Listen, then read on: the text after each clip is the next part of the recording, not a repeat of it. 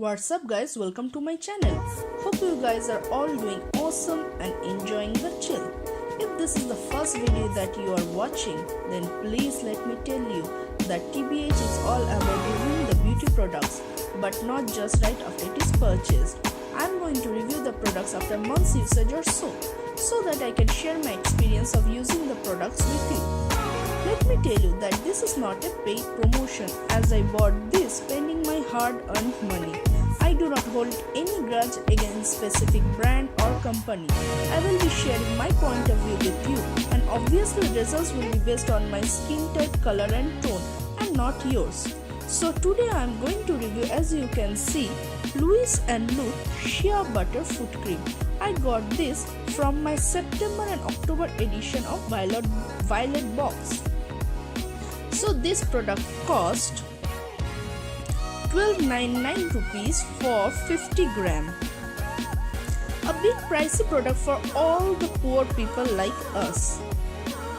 The ingredients stated on the box are shea butter, lanolin, water, stearic acid, acetyl alcohol, GMS, IPM, LLP, glycerin, propylene glycol, dimethicone, phenoxyethanol, DMDM hydrotoin, fragrance. The foot cream comes loaded in a yellow plastic container which is small in size. It looks cute and is quite compact. Once you open the container, the cream is protected with a white lid which makes it leak proof. The cream has a strong fragrance of shea butter which lasts for quite some time.